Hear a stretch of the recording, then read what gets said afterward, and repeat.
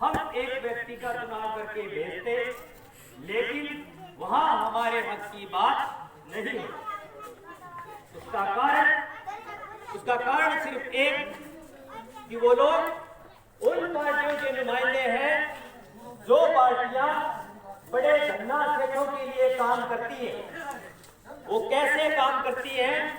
वो हमारे नौजवानों और शिक्षार्थियों के लिए जो रोजगार का बड़ा साधन है, रेलवे उसको बेच दिया, एयरलाइन बेच दी, हमारे रक्षा के क्षेत्र में खुला निवेश करवा दिया, हमारा बिजली, पानी, शिक्षा सब कुछ बेच रहे।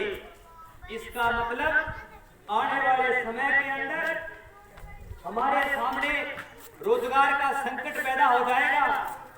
ये सरकारें किसान के खिलाफ नीतियां बना रही, ऐसे ऐसे कानून पास कर रही जिस कानून के बदले के अंदर किसान की खेती मरने के कगार पर पहुंच जाएगी और जिसका असर जटाश्री गांव में भी होगा। ये सरकारें किसान और विद्यार्थी नौजवान के हक में नीतियां न बनाकर गांव के पार एक ठेका जरूर बना देती और उसके नतीजे हमारे सामने। हम चाहते हैं कि इस इलाके के अंदर बदलाव हो।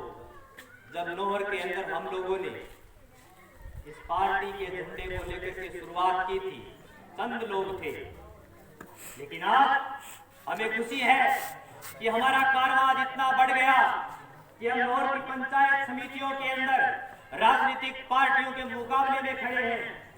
हमें विश्वास है कि न केवल इस मुकाबले को मुकाम तक पहुंचाएंगे, बल्कि आने वाले समय के अंदर इन राजनीतिक पार्टियों को घर भेजने का काम करेंगे।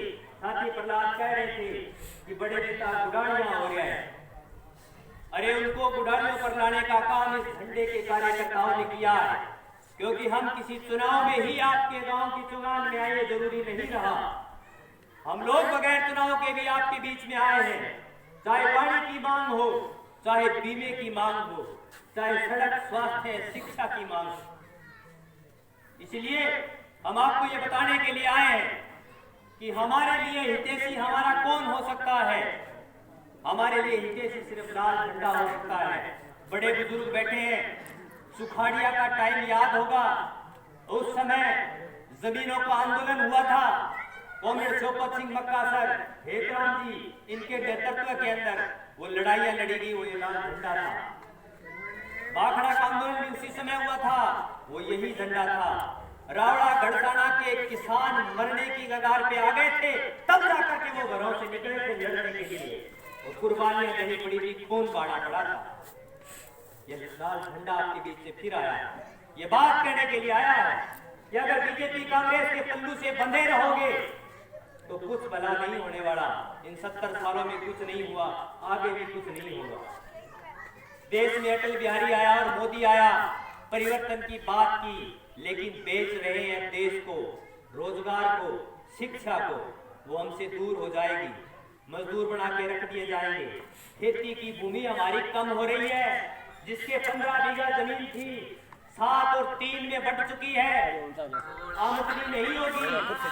खेती के दाम, फसलों के दाम बड़े लोग तय करते हैं। पसीना तुम बहाते हो, दाम उसके कोई और तय करता है। वो भी इस तरीके से हमारी शिक्षा अगर महंगी हो गई और वो शिक्षा अगर हम नहीं ले पाए तो हम अशिक्षित रहेंगे, अनपढ़।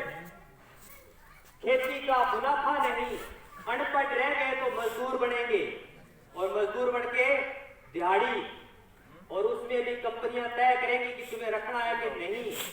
काम के घंटे 8 तय हुए थे, लेकिन मोदी जी ने वो घटा करके उस नियम को खत्म कर दिया। 12-12 घंटे करा लो भले। कोरोना आया, मजदूर कंपनियों में लगे हुए थे, हमारे इलाके के साथी लगे हुए थे, घरों में आकर के बैठ गए।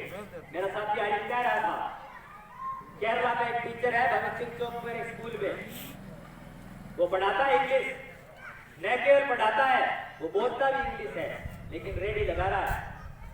ये हालात है। क्या मैं बुजुर्गों से सवाल करता हूँ, क्या हम चाहते हैं कि हमारे आने वाली नस्लों की ये हालात हो? अरे बीमे के लिए तुम लोगों को दिखावा करती है, तुम्हारे लिए लड़ाई लड़ती है कम्युनिस्ट पार्टी मार्क्सवादी और उसके जाबाज लोग, तो क्यों नहीं तुम उन लोगों का साथ और कंधा बन जाते? क्यों नहीं तुम लोग उनको मजबूत करने का काम करते? अगर उन लोगों को मजबूत करोगे तो तुम्हारे हिस्से की बात होगी पंचायत समिति में, तुम्हारे हिस्से के काम पर जोर दिया जाएगा। सिर्फ नेताओं के चक्कर काट करके हमारे सड़क नहीं, बिजली का बिल ज्यादा आ गया, ये बात नहीं होती। हमें अधिकारियों से भी रूबरू होना पड़ता है, वो हमारी बात सुनते नहीं। और बीजेपी कांग्रेस के नेता उनसे गिड़गिड़ा करके बात करते हैं। अगर उनसे कोई सही तरीके से बात कर सकता है, हमारा हक उनकी गिरबान में हाथ डालकर उनके हलक से हमारे हक को अगर कोई छीन सकता है तो वो लाल झंडे का सिपाही है, उसके अलावा हिंदुस्तान में कोई नहीं। क्योंकि ये लाल झंडा कुर्बानियों का और बलिदानों का झंडा है। इस देश को शहीद कराने वाले भगत सिंह, चंद्रशेखर आजाद और अशफाकुल्लाह खान, ये उन लोगों के शहीदों के विचारों को आगे लेके चलने वाली पार्टी। हम आपसे ज्यादा समय नहीं लेते इस स्लोगान में, हम आपसे एक ही उम्मीद करने के लिए आए हैं कि आपके इलाके की बिजली, पानी, शिक्षा, स्वास्थ्य, बीमा, तमाम समस्याओं को अगर आप चाहते हो कि नौर की पंचायत समिति से मजबूती से उठे और उस पर काम हो और आपके हक और अधिकार आपको वाजिब मिले, तो उसके लिए आपको कैसी आवाज को मजबूत करना होगा तो वहां जाकर के ये बात कह सके। और वो साथी हम कम्युनिस्ट पार्टी मार्क्सवादी की तरफ से आपके बीच में साथी विकास को लेकर के आए। आने वाली 23 तारीख को अब आपसे उम्मीद करते हैं कि आप इस नौजवान साथी को यहाँ से जिता करके भेजेंगे। और दो बड़ी राजनीतिक पार्टियां हैं, बीजेपी कांग्रेस, सिर्फ लूटने का काम करती हैं, तो सिर्फ आपको वोट समझती है, डिस्पोजल समझती है। वो आपको जो चुनाव के वक्त यूज करती है, बाद में स्नेह देती है, उनको करारा जवाब, मुंह तोड़ जवाब इस लोकतांत्रिक व्यवस्था में एक ही है, वो है चुनाव की प्रणाली। हिंदुस्तान गांव का देश है, गांव से देश बना है। जब गांव खुशहाल और मजबूत होगा, जब किसान खुशहाल और मजबूत होगा, नौजवान को रोजगार होगा, उसके हिस्से की बात होगी, तब हमारे चेहरों पर खुशी आएगी, तब हमारी अपनी दिवाली होगी, हमारा अपनी त्योहार होंगे। इसलिए हम चाहते हैं कि आप ऐसी आवाज को मजबूत करने का काम करें। आने वाली 23 तारीख को दाती, हथौड़ा और सितारा के ऊपर अपनी मोहर लगाए और साथ ही विकास को जिताने का काम करें। मैं इन्हीं शब्दों के साथ अपनी बात को खत्म करना चाहूंगा। इनकलाब जिंदाबाद।